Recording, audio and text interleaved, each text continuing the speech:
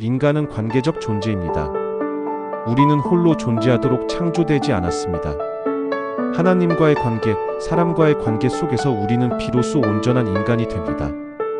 그러나 죄가 들어온 이후 모든 관계는 깨어졌습니다. 하나님과의 관계가 단절되고 사람과 사람 사이에 벽이 생겼습니다. 아담과 하와가 서로를 비난했고 가인이 아벨을 죽였습니다. 이것이 타락한 인류의 역사입니다. 그러나 복음의 핵심은 관계의 회복입니다. 예수 그리스도는 십자가를 통해 하나님과 우리 사이에 막힌 담을 허셨고 동시에 사람과 사람 사이의 벽도 허무셨습니다. 신앙의 완성은 교리를 아는 것도 은사를 받는 것도 아닙니다. 그것은 깨어진 관계가 회복되는 것입니다. 용서는 그리스도인의 삶에서 선택사항이 아닙니다.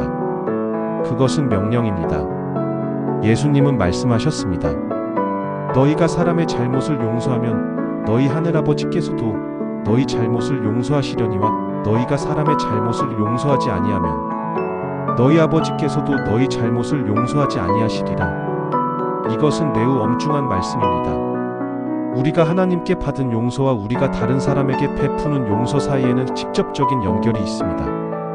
만약 우리가 하나님의 용서를 진정으로 경험했다면 다른 사람을 용서하지 않을 수 없습니다. 용서가 어려운 이유는 상처가 실제하기 때문입니다. 누군가 나를 배신했고 거짓말했고 상처 주었습니다. 그 고통은 진짜입니다. 그냥 덮어버리거나 없었던 일로 할 수 없습니다. 많은 사람들이 용서를 잘못 이해합니다. 용서를 상처를 무시하는 것으로, 잘못을 정당화하는 것으로, 혹은 상대방이 아무 책임이 없다고 선언하는 것으로 여깁니다. 그러나 진정한 용서는 그런 것이 아닙니다. 용서는 상처를 인정하는 것에서 시작합니다. 당신이 한 행동이 나에게 깊은 상처를 주었습니다. 그것은 잘못된 것이었습니다. 이렇게 명확히 하는 것이 첫걸음입니다. 그 다음 용서는 폭수의 권리를 내려놓는 것입니다. 나는 당신에게 안 갚음할 권리가 있습니다. 당신이 내게 한 만큼 갚아줄 수 있습니다. 그러나 나는 그 권리를 포기합니다. 그것을 하나님의 손에 맡깁니다. 로마서는 말합니다. 내가 원수 갚는 것이니 내가 갚으리라 주께서 말씀하시니라. 폭수는 하나님의 영역입니다. 우리가 폭수하려 할 때 우리는 하나님의 자리를 차지하려는 것입니다. 용서는 나는 더 이상 당신에게 빚을 요구하지 않겠습니다. 당신을 그 빚에서 풀어줍니다 라고 선언하는 것입니다. 그렇다면 하나님의 용서를 생각해 보십시오. 우리가 하나님께 얼마나 큰 빚을 졌습니까? 우리의 죄는 헤아릴 수 없이 많고 무겁습니다. 그럼에도 불구하고 하나님은 예수 그리스도의 십자가를 통해 우리를 완전히 용서하셨습니다. 우리가 회개하고 돌아올 때 하나님은 우리의 과거를 묻지 않으십니다. 우리를 정죄하지 않으십니다. 오히려 달려 나오셔서 우리를 품에 안으십니다. 탕자의 비유에서 아버지가 그랬던 것처럼 말입니다. 이것이 은혜입니다. 우리가 받을 자격이 없는데도 주어지는 선물입니다. 우리가 이 은혜를 진정으로 깨달을 때 다른 사람을 용서하는 것이 조금 더 가능해집니다. 물론 여전히 어렵습니다. 그러나 내가 하나님께 받은 용서에 비하면 이것은 작은 것이다라는 관점을 갖게 됩니다. 예수님의 비유를 기억하십시오. 왕에게 10,000달란트 빚진 종이 용서받았지만 자기에게 100데나리온 빚진 동료를 용서하지 않았습니다. 우리도 그와 같습니다. 하나님께 받은 거대한 용서를 잊고 다른 사람의 작은 잘못을 붙잡고 있습니다. 용서는 우리가 먼저 용서받은 자라는 정체성에서 흘러나옵니다.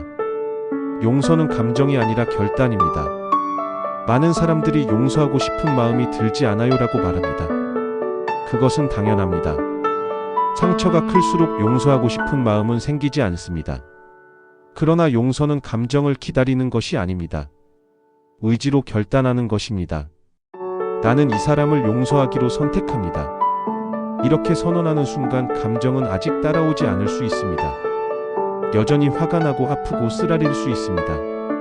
그러나 계속해서 용서를 선택할 때 시간이 지나면서 감정도 변화합니다. 용서는 일회성 사건이 아니라 지속적인 과정입니다. 가족 간의 갈등은 가장 깊고 아픕니다. 가장 가까운 사람들에게서 받는 상처가 가장 큽니다. 부모와 자녀 사이, 형제자매 사이, 부부 사이의 갈등은 때로 수십 년 동안 이어집니다. 어린 시절 부모에게 받은 상처, 형제에게 느낀 불공평함, 배우자의 배신이나 무관심이 우리의 마음을 얼어붙게 만듭니다. 이런 갈등을 다루는 것은 매우 어렵습니다. 혈연이라는 끈 때문에 관계를 완전히 끊을 수도 없고, 그렇다고 계속 고통 속에 있을 수도 없습니다. 영적으로 가족 갈등을 다루는 첫 번째 태도는 기대를 내려놓는 것입니다. 우리는 가족이 우리를 완벽하게 이해하고 사랑하고 지지해 주기를 기대합니다. 그러나 가족도 불완전한 사람들입니다. 그들도 자신의 상처와 한계를 가지고 있습니다. 부모님이 완벽한 부모가 되어 주기를 기대하지만 그들도 처음 부모 역할을 하는 사람들입니다. 실수하고 모르고 서투릅니다. 배우자가 내 모든 필요를 채워주기를 바라지만 한 사람이 다른 사람의 모든 필요를 채울 수는 없습니다. 기대를 내려놓는다는 것은 포기하는 것이 아니라 현실적으로 바라보는 것입니다. 두 번째는 경계를 설정하는 것입니다. 용서한다고 해서 학대나 해로운 관계를 계속 유지해야 하는 것은 아닙니다. 사랑은 때로 거리를 요구합니다. 독이 되는 관계에서는 건강한 경계가 필요합니다. 나는 당신을 용서하지만 이러한 행동은 더 이상 받아들일 수 없습니다라고 말할 수 있어야 합니다. 경계는 사랑의 부재가 아니라 사랑의 표현입니다. 나 자신과 상대방 모두를 보호하는 것입니다. 세 번째는 대화입니다. 많은 갈등이 오해에서 비롯됩니다. 침묵과 추측은 상황을 악화시킵니다. 용기를 내어 대화하십시오. 당신이 그렇게 했을 때 나는 이렇게 느꼈습니다라고 나의 감정을 표현하십시오. 상대방을 비난하지 말고 나의 경험을 나누십시오. 그리고 상대방의 이야기도 들으십시오. 그들의 관점에서는 어떻게 보였는지, 왜 그런 선택을 했는지를 이해하려 노력하십시오. 완전한 합의에 도달하지 못하더라도 서로를 이해하는 것만으로도 큰 진전입니다. 친구나 교회 안의 갈등도 마찬가지입니다. 오히려 교회 안의 갈등은 더 복잡할 수 있습니다. 우리는 교회가 완벽한 곳이기를 기대하지만 교회는 죄인들의 모임입니다. 상처받고 실망하고 배신당하는 경험을 합니다. 어떤 사람들은 교회를 떠납니다. 사람들이 너무 위선적이에요. 교회 밖 사람들이 오히려 더 낫습니다. 이런 말을 합니다. 그러나 완벽한 교회는 없습니다. 만약 완벽한 교회가 있다면 내가 그곳에 들어가는 순간 더 이상 완벽하지 않게 됩니다. 교회 안의 갈등을 다룰 때 가장 중요한 것은 그리스도의 몸이라는 정체성을 기억하는 것입니다. 우리는 각기 다른 지체이지만 하나의 몸입니다. 한 지체가 아프면 온 몸이 아픕니다. 우리는 서로를 필요로 합니다. 마태복음 18장은 교회 안의 갈등을 다루는 명확한 절차를 제시합니다. 먼저 1대1로 대화하고 그것이 해결되지 않으면 몇 사람을 데리고 가고 그래도 안 되면 교회에 말하라고 합니다. 이것은 소문을 퍼뜨리지 말고 직접적으로 다루라는 의미입니다. 용서했다고 해서 상처가 즉시 사라지는 것은 아닙니다. 용서는 상처 치유의 시작이지 끝이 아닙니다. 용서 후에도 오랫동안 아픔이 남습니다. 그 사람을 생각하면 여전히 가슴이 아프고 때로 분노가 다시 올라오고 악몽을 꿉니다. 이것은 정상입니다. 깊은 상처는 깊은 치유를 필요로 합니다. 육체의 상처가 시간이 걸려 아물듯이 마음의 상처도 시간이 필요합니다. 상처를 치유하는 첫 번째 단계는 그것을 인정하는 것입니다. 나는 상처받았고 아직도 아픕니다. 이것을 부정하거나 억누르지 마십시오. 감정을 느끼는 것을 허락하십시오. 슬프면 울고 화가 나면 그 화를 건강한 방식으로 표현하십시오. 두 번째는 하나님께 그 상처를 가져가는 것입니다. 하나님은 상한 마음을 고치시는 분입니다. 시편 기자는 말합니다. 여호와는 마음이 상한 자를 고치시며 그들의 상처를 싸매시는도다. 하나님께 우리의 아픔을 솔직히 고백하고 그분의 치유를 구합니다. 세 번째는 전문가의 도움을 받는 것입니다. 때로 상처는 너무 깊어서 우리 혼자 혹은 기도만으로는 감당할 수 없습니다. 특히 학대나 트라우마의 경우 전문적인 상담이 필요합니다. 상담을 받는 것은 신앙이 약한 것이 아닙니다. 오히려 지혜로운 선택입니다. 하나님은 의사와 상담사를 통해서도 일하십니다. 네 번째는 시간입니다. 조급해하지 마십시오. 치유는 과정입니다. 어제보다 오늘, 오늘보다 내일 조금씩 나아집니다. 때로는 두 걸음 나아갔다가 한 걸음 뒤로 가는 것처럼 느껴질 수도 있습니다. 그러나 포기하지 마십시오. 하나님은 끝까지 당신을 치유하실 것입니다. 다섯 번째는 의미를 찾는 것입니다. 모든 고난이 의미 있는 것은 아니지만 하나님은 우리의 고난을 의미 있는 것으로 바꾸실 수 있습니다. 로마서는 말합니다.